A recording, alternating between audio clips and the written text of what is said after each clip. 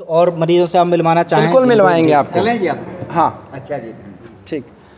एक और रोगी है, वो परिवार से हैं उनकी मैं पहले रिपोर्ट दिखा दूं, बाद में इधर उधर हो जाएंगी। गले का कैंसर था। आप इधर आ जाइए। हाँ हाँ, गले का कैंसर था। आप इधर आ जाइए। ये देखिए, कैंसर के सेल्स एलोपैथी की रिपोर्ट के अनुसार क्या होना चाहिए, मुझे ये रिपोर्ट आसानी से पढ़नी आती है। मेल के लिए कितनी होनी चाहिए? 2 से कम। फीमेल के लिए कितनी होनी चाहिए? 1.67 से कम। रिजल्ट क्या है? 1.52। एलोपैथी की रिपोर्ट के पैमाने पे कैंसर के सेल्स पूरे ख़त्म हो चुके हैं, बिल्कुल ठीक हो चुके हैं। हाँ, रोगी के अंदर अभी पित्त बढ़ा हुआ है। आयुर्वेद के जो जानकार है वो अच्छे से समझ सकते हैं, क्योंकि हमने कुछ पित्तवर्धक दवा भी दी है, कुछ पानी भी कम पीते हैं रोगी।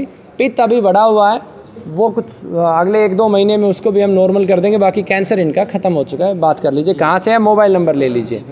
क्या नाम है आपका और कहाँ से आए हैं? दिक्कत क्या थी? नारनौल से हैं, कैंसर थी गले में। क्या नाम है आपका? मेरा नाम सतीश है। सतीश है। और कहाँ से आए हैं? नारनौल से। नारनौल से। अच्छा जी, तो गले क्या में दिक्कत थी? गले में कैंसर थी। गले में कैंसर था। गले में अच्छा, कैंसर तो अभी यहाँ आने से पहले क्या क्या आपने इलाज कराया था?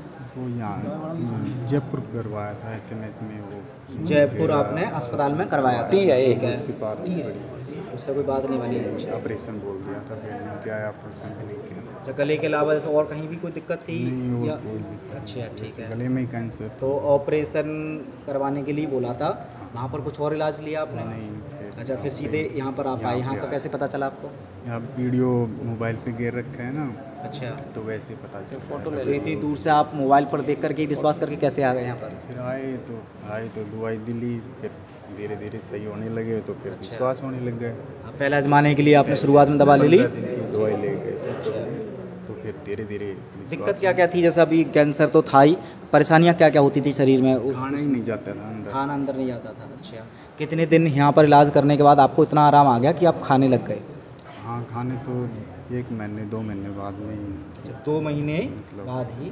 अच्छा, जो आपको कैंसर बताया था तो कौन से स्टेज का कैंसर बताया था आपको? चौथी है ऐसा है। चौथी स्टेज का कैंसर बताया था। खाना जा नहीं रहा था, 2 महीने के बाद आप खाने लग गए। अभी तक कितना टाइम हो गया? अभी हो गए 6 महीने हो गए शायद, 6 महीने हो गए। 6 महीने के आसपास। तो अभी आप कैसा महसूस कर रहे हैं? जी, अब तो बिल्कुल बहुत ही बढ़िया है। हम तो इस बात से खुश हैं कि हमारी माता ठीक है। अच्छा, तो अब जैसे आपने अंग्रेजी पद्धति में उधर इलाज कराया, यहाँ पे भी कराया, अगर मैं पैसे को खर्चे को लेकर के बात करूँ तो क्या लगता है, उधर ज़्यादा खर्चा आपका आना था या इधर सही? उधर ज़्यादा आता था। अच्छा, इधर कुछ कहना चाह रहे थे कमल जी? मैं ये कहना चाहूँगा, आयुर्वेद में भी ऐसा नहीं है कि एक बार कैंसर रोगी ठीक हो जाए तो दोबारा नहीं होता। हमारे यहाँ भी 27-28 रोगियों को दोबारा कैंसर हुआ है ठीक होने के बाद। इसलिए अब हमने प्रोटोकॉल बनाया है कि रोगी एक बार जो ठीक होगा हम उसे 5 साल तक मेंटेन करेंगे, और हर 3 महीने में हम उसको डाइट भी देंगे। तो अब इनका, ताकि उसका जो पित्त बढ़े, कभी वात बढ़े, कब बढ़े, उसे मेंटेन करें, रोग प्रतिरोधक क्षमता को अच्छा मेंटेन रखें, जिससे कैंसर को दोबारा ना हो। दूसरा, मैं एक चीज़ और कहना चाहता हूँ कि बहुत सारे रोगी आज भी एलोपैथी में उनका कैंसर के विषय में बड़ा विश्वास है। बिना बिल्डिंग के उनका जीवन जो है, उनकी जो आत्मा है वो गवाही नहीं देती। ऐसे रोगियों को मैं ये कहना चाहता हूँ कि अगर आप कीमो लेना चाहते हैं और आपका आयुर्वेद में भरोसा नहीं है, तो आप आयुर्वेद से, यहाँ इस गुरुकुल आपको आमंत्रित करता है, आप संकल्प लेके यहाँ से निःशुल्क दवा लें। लेकिन आयुर्वेद की दवा लें कीमो के साथ साथ, क्योंकि कीमो से ट्यूमर एक बार के लिए हट जाएगा, लेकिन 6 महीने 8 महीने बाद दोबारा ट्यूमर आएगा। लेकिन आयुर्वेद आपके रक्त को साफ़ करेगा, वात पित्त कफ के जितने भी दोष हैं उनको सही करेगा, और जितने भी विषाक्त पदार्थ हैं उनको निष्कासन करेगा, और एक आपको अच्छी दिनचर्या देगा, जिससे आपको अद्भुत लाभ होगा। जी। अच्छा, यहाँ पर ऐसे कोई मरीज़ भी आते होंगे जो रिपोर्ट अगर नहीं कराएं, डायरेक्ट आपके पास ही आते होंगे, डायग्नोस कैसे करते हैं आप? डायग्नोज का कैंसर के विषय में देखिए, हमें नाड़ी का ज्ञान नहीं है, और नाड़ी के विषय में भी इस देश में बहुत भारी झूठ है, उसके ऊपर भी आगे हम सेमिनार करेंगे। हमारे जीवन में एक बच्चे को टीबी ना होते हुए 6 महीने टीबी की दवा खिलाई, तो मुझे इस गंध को भी साफ़ करना ये मेरे जीवन का दायित्व है। डायग्नोज का, अगर ट्यूमर है, गांठ है कहीं भी शरीर में, आयुर्वेद में 3 हिस्सों में बांटा हुआ है कैंसर में। जैसे एक आपका ट्यूमर बनता है, ब्लड कैंसर में ब्लड की डिफिशियंसी है, तो अगर गांठ है रोगी को, तो आपको गांठ को देख के ये महसूस होगा कि ये कैंसर की है या नॉन कैंसरस है। आप गांठ को दबाओगे, प्रेस करोगे, अधिकतम कैंसर की गांठों में पेन होगा। पहला पॉइंट। जो मैदा की गांठ बनती है, जिसे चर्बी की गांठ कहते हैं, वो बहुत सारी होती हैं, लेकिन उस चर्बी की गांठ में अन्य लक्षण नहीं आएंगे। जैसे मान लो फॉर एग्जांपल किसी को लीवर कैंसर है, तो लीवर कैंसर के रोगी को लीवर में गांठ आ जाएगी आप अल्ट्रासाउंड से।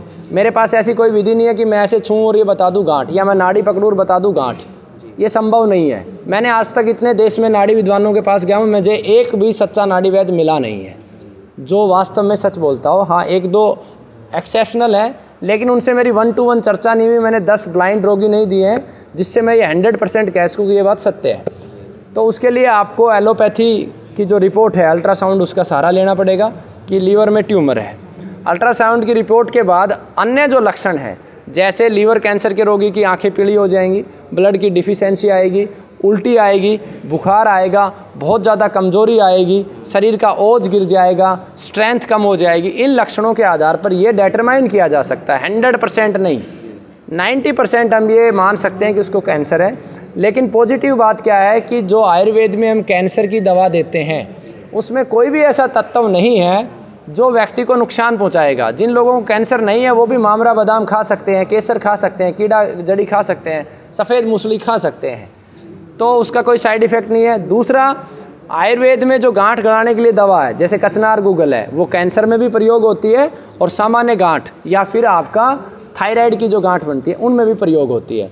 तो इसलिए हम बायोप्सी और एफएनसी नहीं करवाते। बायोप्सी और एफएनसी जो है वो ख़तरनाक है, वो कैंसर को बढ़ाती है, ऐसा हमारा जो अनुभव कहता है। तो इस तरीके से हम डायग्नोज करते हैं।